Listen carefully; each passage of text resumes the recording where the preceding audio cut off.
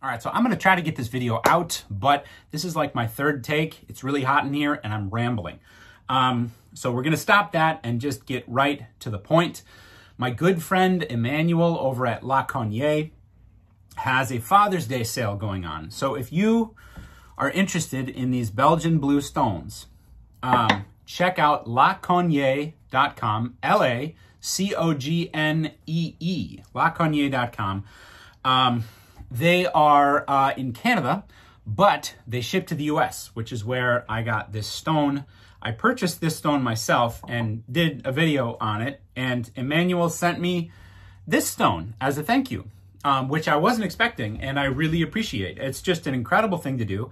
And I don't think he realized how much I have been wanting to try these yellow cauticule stones. These are incredible. It's the same geological process that creates these stones, except in the cauticule, you have more of the red agate. The red agate is a precious gemstone, and it's impregnated in the softer stone. I believe these Belgian blue, it's something like 30 or 40%. The cauticule is even higher. Stones today. So check it out. Really cool stone. But here is Emmanuel. Here we go. Look at this drawing. I love this drawing. You see, we've got the alpha, the omega. We've got an axe and the fish. Look at that. That's really cool. So, you know, he's a believer, and that's important to me, especially these days. So there you go. All right. Also comes with a certificate of authenticity, and that is so cool. Look at the just deep red. I love the font. Very, very cool. That's how you know it's real and authentic. But I'm going to be sharpening up this Holtzbroek. Well, it's branded Husqvarna, but it's made by Holtzbroek, same place. I still get a lot of questions about that. Husqvarna is a subsidiary of the same company that Holtzbroek is a subsidiary of. And it's a Swedish company, and they own Holtzbroek. Check it out. Look at them. They're publicly traded. They're traded on the Stockholm Exchange. I've never heard anybody else mention that, but I'm kind of a little bit of a nerd. And so I, of course, know that information. Yeah, you know, that's not to say that there's anything wrong with that, or the company is, you know, I don't know, less authentic. But, you know, I think it's something people should know. Something people should know. Okay, so we're going to sharpen this guy up. It's still great steel. I still use this all the time. In fact, I'm going to get a little bit more. I never use, no, I shouldn't say never. I don't make a practice of using oil. Oil today is too good. It lubricates too well. So if you use oil and you're having a hard time sharpening your edge tools, I mean, that's why. You're probably using oil that is that lubricates and protects too well. You know, you want a good oil in your car, not so much on your sharpening stone. The whole point of sharpening your tool is to wear away metal, and oil is designed to prevent that. So it just makes life hard. Look at that slurry that's building up.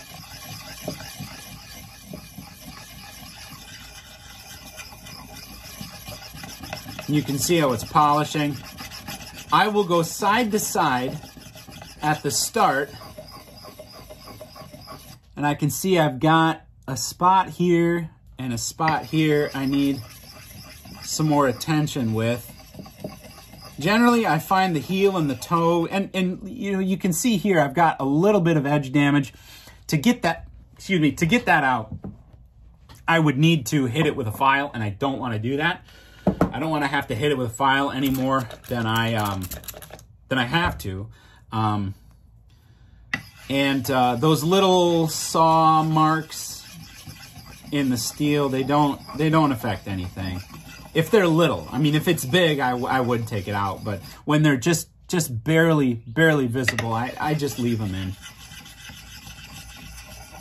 Oh, All right, so we can feel for a burr. No burr yet. All right, so I can change my angle here.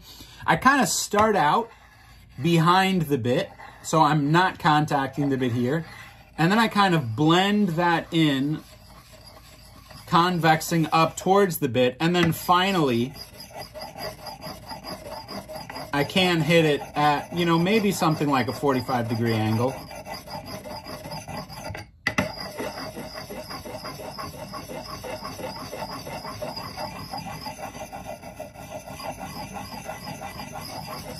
And this is where that burr is really going to form.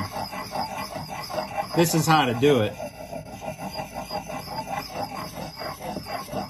And I can even feel it.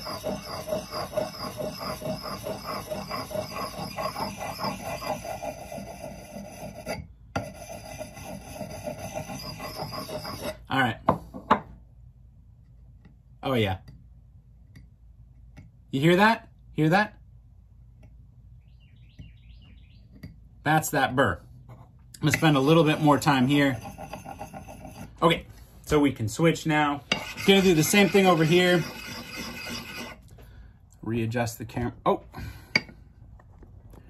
readjust the camera angle here. All right, so we're gonna do the same thing here. It's a little bit awkward with the sharpening angle, but I don't want to block the camera any more than I have to. So we're gonna polish it maybe a 1/4 inch back off the bit, and then kind of blend that in.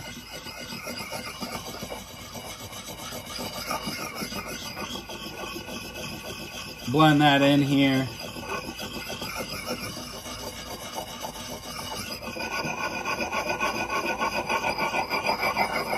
Get a little bit more. I can kind of hear it drying out a little bit there.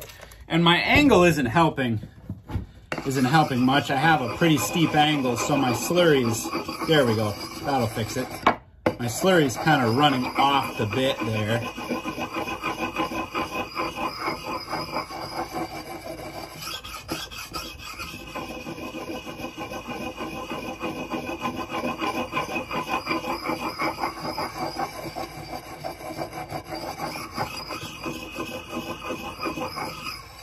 All right. We'll knock that burr off.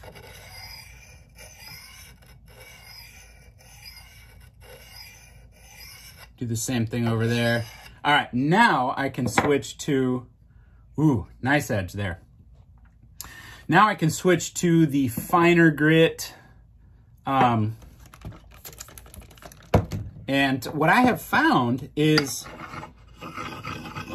these 2 grits alone will sharpen your axe to a razor edge. And I don't mean like a good axe edge. I mean literally it will shave. That's one thing that I have never been able to do with an axe puck. I mean, I've always been able to put a good edge on an axe with an axe puck, but it just never produced the fine edge that I wanted. And with an axe like this is a carpentry axe. You're not going to split wood with it. You're not going to, you know, I mean, you could fell a tree, but that's not, you know, there are other axes for that. And I love the way that the slurry changes colors. It goes from a more blue to, I'd call this maybe a violet or a mauve.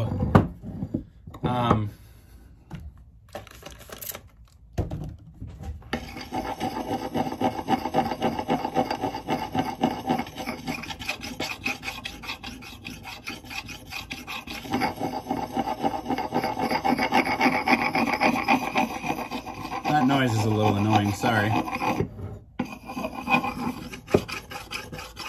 And you know what I've found too is if I do my job at the lower grits, I don't have to spend as much time with the higher grits. You know, so it doesn't really take as much time as you might think. And to sharpen to this extent, I don't need to do this very often. So now I'm gonna knock the burr off there.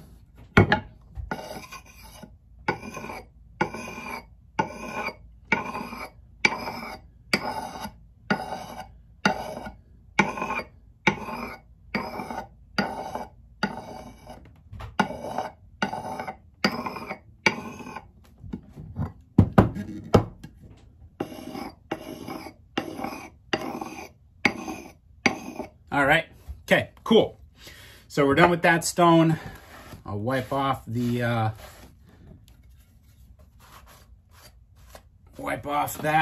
now this edge right here is pretty wicked sharp. If I strop it, let's see, where am I on here? If I strop it, this would be absolutely, I mean, just wonderful. It would be a totally usable edge for finish carpentry. And that's not carpentry in Finland. That is very, very fine woodwork. This is as sharp as any chisel. All right, and just to prove my point here, all right, let's see here. Where do I want to? Here we go.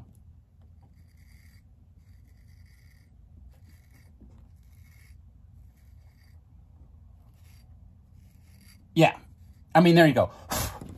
So that is, I mean, when have you been able, maybe you can, or maybe somebody's just a little bit more skilled out there, but when have I ever been able to do this with an axe puck?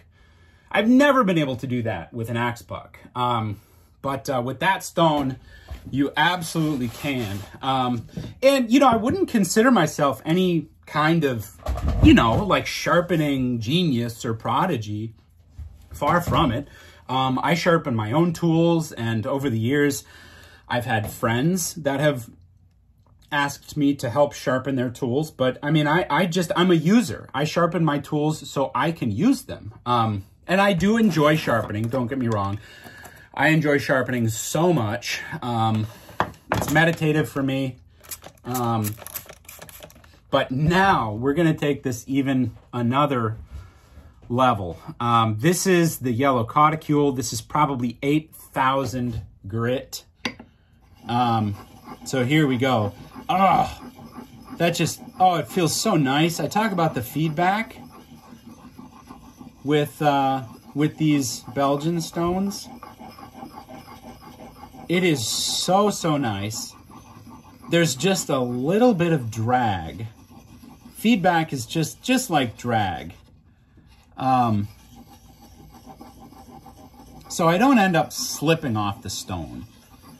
You know, that's kind of my one beef with my Arkansas stones, is they're so hard that, and the stone doesn't wear away. You know, it really doesn't. You get the steel, and then whatever liquid you use on the axe edge, and that's it. So I have a hard time figuring out where I'm at.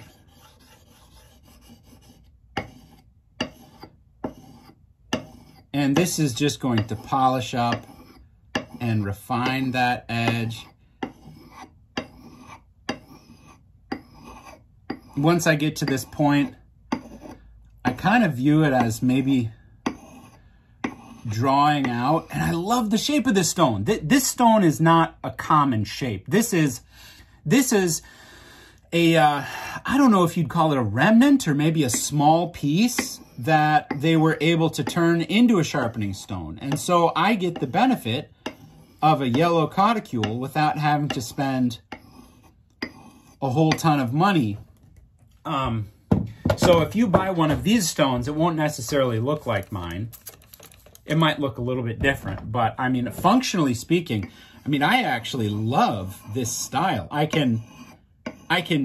I like about it is I can use the smaller end to get started And I still kind of retain a little bit of the visual of the view of where my stone is on the axe.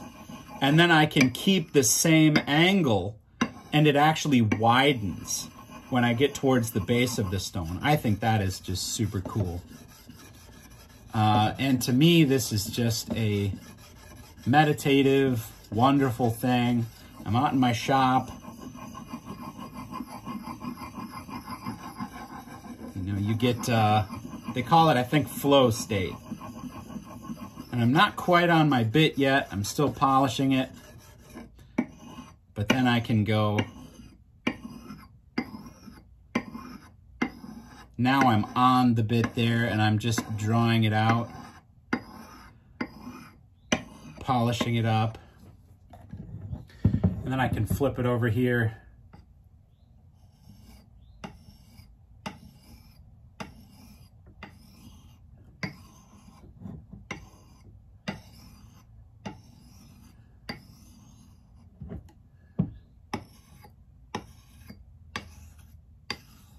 Ooh, nice. Okay. So we'll wipe it off. Woo! Oh man, that is sharp. If you look at that the wrong way, it's gonna cut you.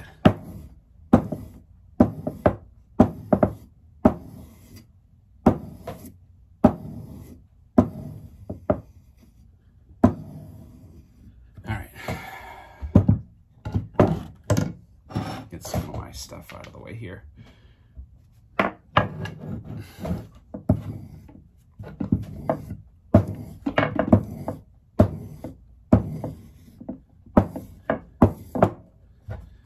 Well, I need something to, okay. Here we go.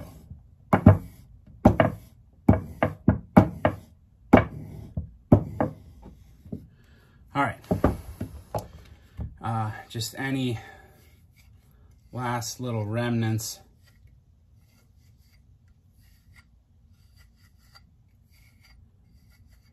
All right.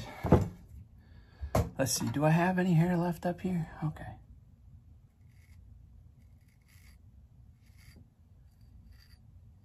I mean, just to an insane level. This is ridiculously sharp. I mean, wow.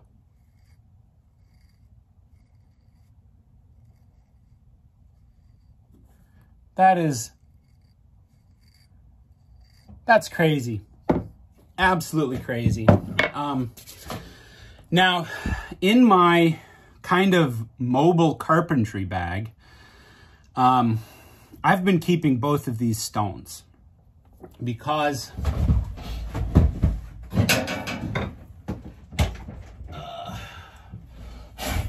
I can keep my chisels sharp. So I have, this is one of my 1.5 inch carpentry chisels, you know, timber framing chisels. I can keep these sharp. I can keep my draw knife sharp. I can sharpen my axe. I can sharpen everything that I use. I can keep my carving knife sharp. This is a great little carving knife. This is the Mora carbon steel carpenter's knife, carving knife. I can keep all of this sharp. I mean, realistically, you'd only need this stone. I mean, this stone would give you a perfectly serviceable edge. This stone will give you a ridiculously sharp edge on any tool that you own. Any tool that you own. Yes, you have to change up the way that you sharpen. For instance, if I'm sharpening a chisel, I'm going to be sharpening like this instead of how I traditionally sharpen, which is across the stone like this. But it's a technique thing. It's not a functionality thing. So I love these stones so much. They're amazing. I still do use my Arkansas stones, but I have really developed a strong preference for these Belgian stones.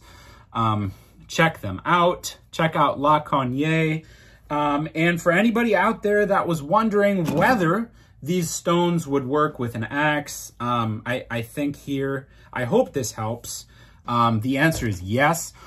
Absolutely, and I do believe that the stones are superior to a puck. Check them out. LaCognee.com. Father's Day discount.